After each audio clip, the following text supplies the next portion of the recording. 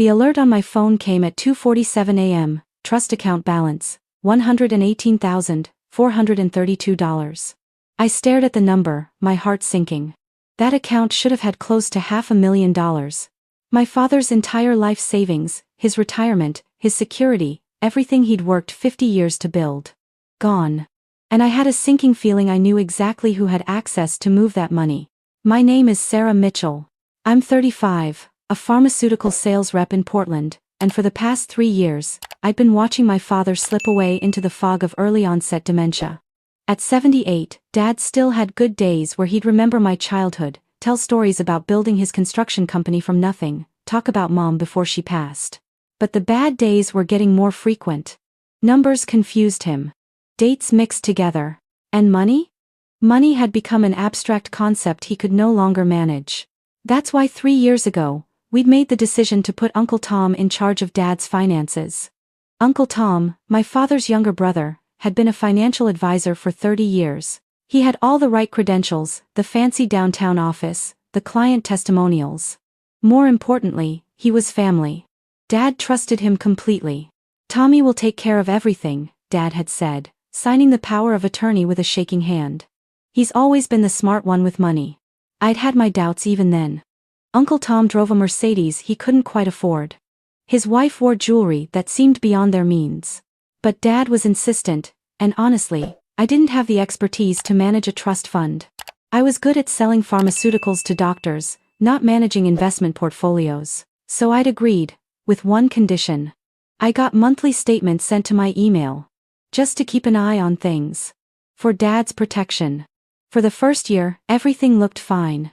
The statements showed conservative investments, reasonable returns, professional management. Then the statements started arriving later. Then they became quarterly instead of monthly. Uncle Tom always had an explanation. Simplifying the reporting, he'd say. No need to worry, Sarah, with every little fluctuation. Your father's money is growing steadily. But that 2:47 a.m. alert told a different story. I'd set up balance notifications on Dad's accounts 6 months ago. After Uncle Tom had missed sending a statement entirely, he didn't know I had direct access. The bank had given it to me as Dad's healthcare proxy, a technicality Uncle Tom either didn't understand or had forgotten about. And what I'd just seen made my blood run cold. I didn't sleep the rest of that night.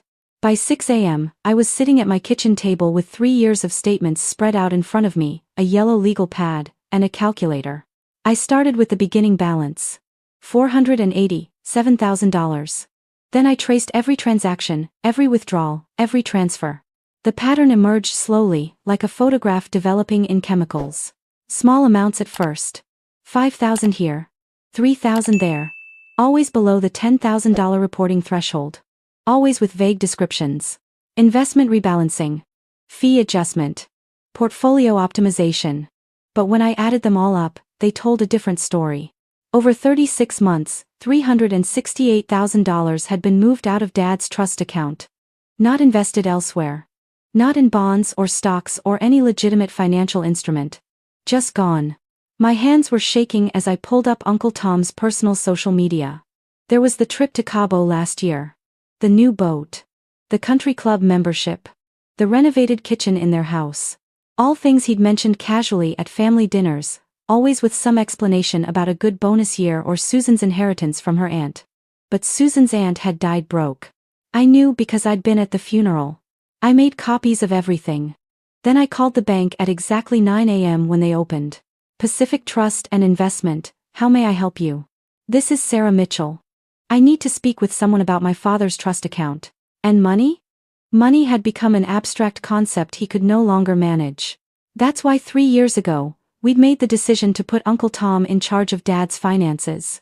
Uncle Tom, my father's younger brother, had been a financial advisor for 30 years. He had all the right credentials, the fancy downtown office, the client testimonials. More importantly, he was family. Dad trusted him completely. Patterson was 60, gray-haired, and had the kind eyes of someone who'd seen every type of financial crime imaginable. He listened as I laid out my evidence in his conference room, my printed statements and calculations spread across his mahogany table.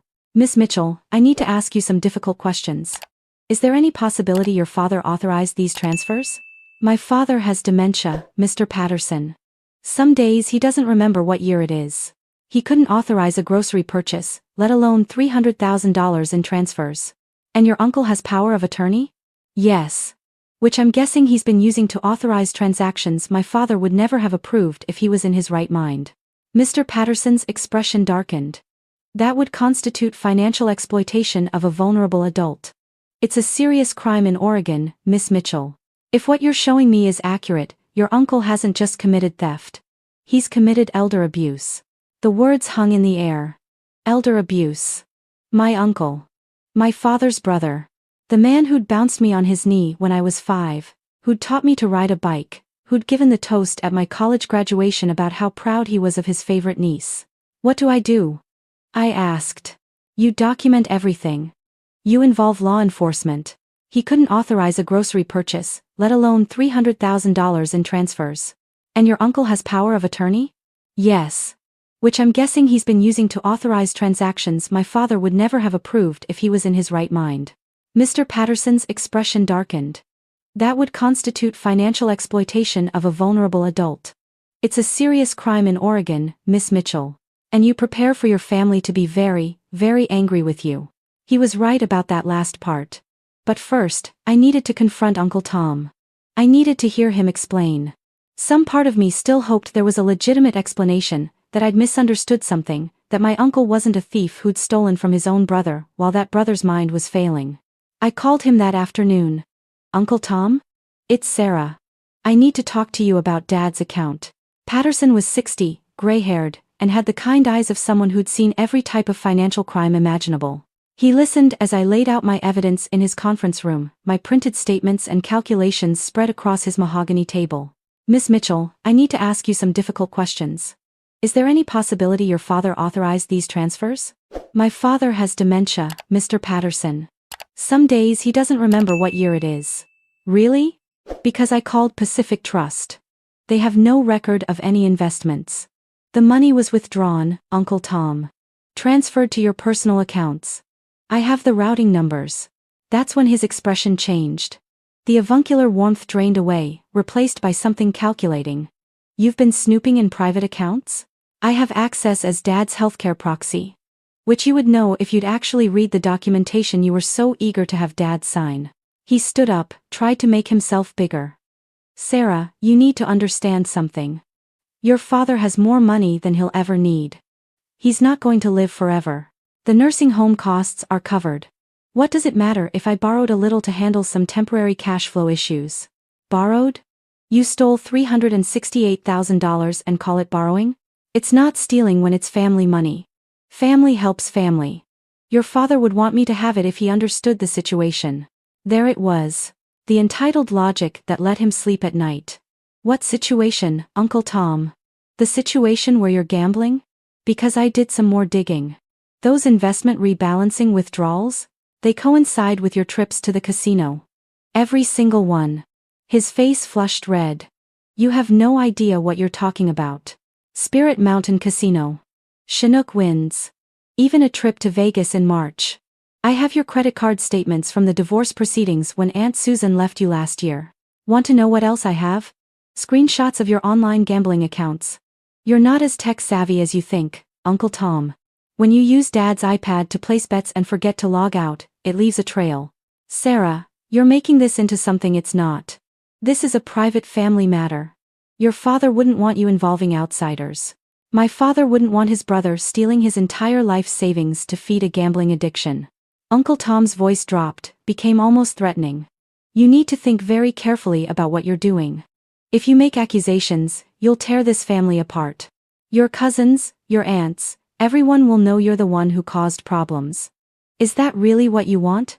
I looked at him, this man I'd loved my entire life, and felt nothing but disgust. What I want is for Dad to have the security he earned. What I want is justice. What I want is for you to face the consequences of stealing from a vulnerable elderly man who trusted you. He won't even remember this conversation tomorrow. But I will. And so will the FBI. His face went pale. FBI? Sarah, that's ridiculous. This is a family dispute, not a federal crime. Actually, when you cross state lines to gamble with stolen money, when you use electronic transfers to move funds you're not entitled to, when you exploit a person with diminished mental capacity? That makes it wire fraud, elder abuse, and financial exploitation. All federal offenses. I pulled out my phone, opened my email, and showed him the message I'd sent 1 hour before our meeting. Special Agent Morrison with the FBI's Financial Crimes Unit. I sent him everything this morning. He's opening an investigation. Uncle Tom lunged for my phone. I stepped back, and he stumbled against the table. When he looked up at me, his expression was pure rage. You spoiled little bitch. You have no idea what you've just done. Actually, I do. I've protected my father. I've done what you should have been doing all along. Your father is dying. He doesn't need that money. I need it. Do you know what happens to people who owe money to the kind of people I owe money to? And there it was. Not just gambling addiction. Gambling debt. To the kind of people who break bones when you don't pay. Suddenly, the Mercedes and the country club made sense. Keep up appearances. Keep the loan sharks from looking too closely at your assets. That's not Dad's problem, Uncle Tom. That's yours. He stood there, breathing heavily, and for a moment I thought he might actually hit me. Then he grabbed his briefcase and headed for the door. You're going to regret this, Sarah. When the whole family knows what you've done, when your father dies alone because you drove everyone away, you're going to wish you'd kept your mouth shut. The door slammed. Through the window, I watched him peel out of the driveway, tires squealing. In the living room, Dad called out, Sarah? Did someone visit? I thought I heard Tom's voice. No, Dad, I said, walking back to him, forcing my voice steady. Nobody's here. Just us. The investigation moved faster than I expected. Special Agent Morrison was a woman in her 40s, sharp-eyed and efficient. She came to my apartment with a junior agent, and I walked them through everything. The statements. The timeline. The casino records. Uncle Tom's financial situation. Dad's medical records proving diminished capacity. Miss Mitchell, I need you to understand something, Agent Morrison said. When we pursue cases like this, families often fracture. People take sides. Your uncle will likely claim you're exaggerating, that your father gave him permission, that you're after the money yourself. Are you prepared for that? I'm prepared to make sure my father is protected. Good. Because once we execute search warrants, there's no going back. The search warrant was executed on a Thursday morning. I wasn't there, but my cousin Jennifer called me, screaming, within an hour.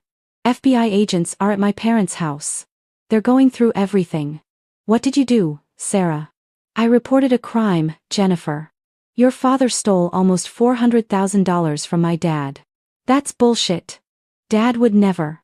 He's been managing Uncle Michael's money for years, and this is the thanks he gets. You're trying to steal Grandpa's inheritance. Jennifer, I have documentation. Bank records. Your father's gambling accounts. This isn't a family dispute. This is elder abuse. You're tearing this family apart over money. How can you be so cruel? She hung up before I could respond. Over the next week, I received similar calls from my cousin Robert, from Aunt Linda, from family friends who'd known Uncle Tom for decades. How could you? Why didn't you come to the family first? Tom says you're making this up because you want control of your father's money. No, Dad, I said, walking back to him, forcing my voice steady. Nobody's here.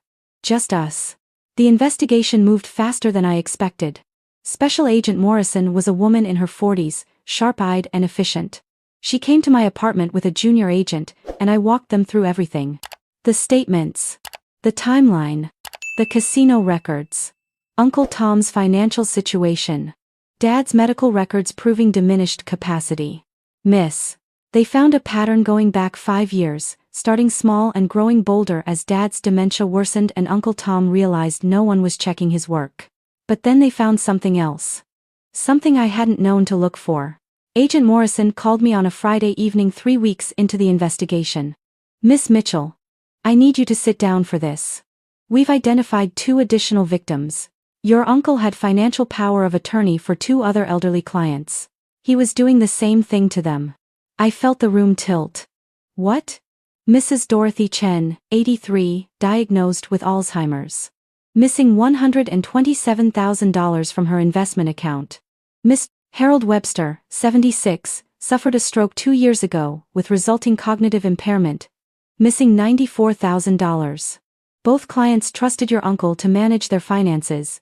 Both were vulnerable. Both were systematically robbed. Oh my God. Miss Mitchell, without your complaint, we would never have looked. These families didn't know. They trusted him. Your decision to come forward saved them from losing everything. And it stopped your uncle from finding new victims. The full scope made me physically ill. This wasn't just betraying family. This was a pattern of predatory behavior targeting the most vulnerable. Uncle Tom had seen his own brother's declining mind as an opportunity. He'd sought out other victims who couldn't fight back. The family stopped calling after the other victims became public. Even Jennifer and Robert went silent, probably realizing that defending their father meant defending a man who'd stolen from multiple elderly people with dementia. The moral calculus became too complicated to justify with family loyalty. The trial was brief. Uncle Tom's lawyer tried to argue diminished capacity due to gambling addiction, tried to paint him as a victim of his own compulsion. He was doing the same thing to them. I felt the room tilt. What?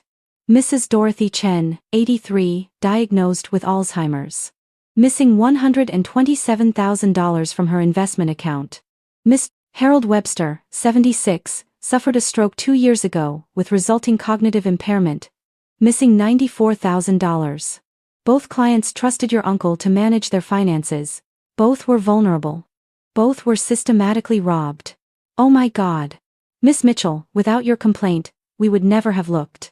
He created fake investment statements to show growth while he was actually draining the accounts. He'd used his professional credentials to deflect questions from family members. This wasn't addiction. This was calculation. The judge clearly agreed. At sentencing, she looked at Uncle Tom with visible contempt. Mr. Mitchell, you held a position of trust, not just with your brother, but with vulnerable clients who relied on your professional expertise and ethical standards. You betrayed that trust in the most fundamental way. You saw your brother's cognitive decline not as a tragedy to ease, but as an opportunity to exploit. You targeted the elderly, the confused, the people who couldn't defend themselves. This court has no sympathy for your gambling problems. Your choices were deliberate, sustained, and predatory. She sentenced him to 6 years in federal prison, with full restitution ordered. 6 years. It felt simultaneously too long and not long enough. Too long because he was my uncle, the man who'd taught me to fish, who'd made me laugh at countless family dinners. Not long enough because he'd stolen his brother's security, his peace of mind, the fruits of 50 years of hard work. Dad was having a bad day when I visited him after the sentencing. He didn't recognize me at first, called me by my mother's name. I sat with him anyway, held his hand, told him about my day without mentioning the trial or his brother or the money that had been stolen and was now being slowly recovered through seized assets and court orders. I built houses, he said suddenly, lucid for a moment. Good houses. People lived in them. Raised their families. That meant something. It meant everything, Dad. You built something real. Something that lasted. Did I save enough? For when I can't work anymore? I worry about that sometimes. You saved plenty, Dad. You're taken care of. I promise. He smiled, squeezed my hand, then drifted back into the fog. He'd never fully understand what his brother had done to him. In some ways, that was a mercy. But I understood. I carried that knowledge for both of us. The family has mostly reconciled with me now, though it took time. Jennifer apologized 6 months after the trial, crying. Admitting she'd known her father had money problems but hadn't wanted to look too closely. Robert never apologized, but he sends Christmas cards now, which feels like progress. Aunt Linda invited me to Thanksgiving last year, the first family gathering I'd attended since the investigation began. But some relationships are permanently broken. Uncle Tom's immediate family, what's left of it, won't speak to me. His lawyer sent a letter suggesting I'd been motivated by greed, by wanting control of Dad's money for myself. It stung, even though I knew it wasn't true. I've never touched a penny of Dad's recovered assets except to pay for his care. The other victims' families reached out. Mrs. Chen's daughter sent flowers with a note. Thank you for having the courage we didn't. Mom has her security back because of you. Mr. Webster's son called to say his father was in a better facility now, one they could actually afford because the restitution meant they weren't depleted. Those gestures helped on days when I doubted myself. When I wondered if I'd been too harsh. If I should have handled it privately. If family loyalty should have mattered more than justice. But then I'd remember Uncle Tom's face when he said, he's not going to live forever. I'd remember how he'd justified stealing from his own brother by saying Dad had more than he'd ever need. I'd remember the casual cruelty of watching someone's mind fail and seeing dollar signs instead of tragedy. Agent Morrison called me a few months ago. "Miss Mitchell, I wanted you to know, we've used your case to train new agents. It's a textbook example of financial elder abuse, and your documentation made the prosecution airtight. You may have prevented other advisors from thinking they can get away with this. I don't know if that's true. I hope it is. I hope somewhere, someone who was thinking about exploiting a vulnerable client remembered Uncle Tom's case and thought better of it. I hope another Sarah found the courage to question the statements, to trust her instincts, to protect someone who couldn't protect themselves. Dad died 8 months ago. Peacefully, in his sleep, in a good facility that his recovered savings paid for. He never fully understood what had happened with Uncle Tom. On his last lucid day, he asked about his brother, wondered why Tom hadn't visited in so long. I told him Tom was traveling. It seemed kinder than the truth. At the funeral, I saw Uncle Tom for the first time since the trial. He'd been granted release to attend under guard, wearing civilian clothes but accompanied by a federal marshal. We didn't speak. He stood at the back of the service, and when our eyes met across the room, I saw no remorse. Just resentment. Just anger that I'd exposed him. After everyone left, after the reception ended and the last casserole had been taken home, I sat alone in Dad's empty house. On his desk, I found an old photo of Dad and Uncle Tom as young men, maybe in their 20s, arms around each other, grinning at the camera. Brothers. Best friends. Before dementia. Before gambling. Before betrayal. I don't keep that photo. I don't need the reminder that people can become unrecognizable from who they once were. But I do keep the letter Mrs. Chen's daughter sent. And the note from Mr. Webster's son. And Agent Morrison's commendation letter. Reminders that doing the right thing isn't always easy, but it's always worth it. Sometimes people ask me if I have regrets. If I wish I'd handled it differently, kept it in the family, given Uncle Tom a chance to make restitution privately. The answer is no. Not because I don't understand the impulse toward family loyalty. Not because I don't grieve the loss of relationships and the innocent memories now tainted by what I learned. But because the moment I saw that 2:47 a.m. alert, I had a choice. I could pretend I hadn't seen it. I could confront Uncle Tom privately and let him spin excuses. I could accept a repayment plan and keep everything quiet. I could prioritize family harmony over justice, relationship preservation over protection. Or I could do what Dad would have done if our positions were reversed. Protect the vulnerable. Demand accountability. Stand up for what's right even when it's hard, even when it costs relationships, even when it makes you the villain in someone else's story. My father built houses that lasted. He raised a daughter who, when it mattered most, built boundaries that protected him. I think he'd be proud of that, if he could have understood. I know I'm proud of it. And on the hard days, when I wonder if I should have done more or done less or done differently, I remember Agent Morrison's words. Without your complaint, we would never have looked. 3 elderly people have their security back because I looked. Because I questioned.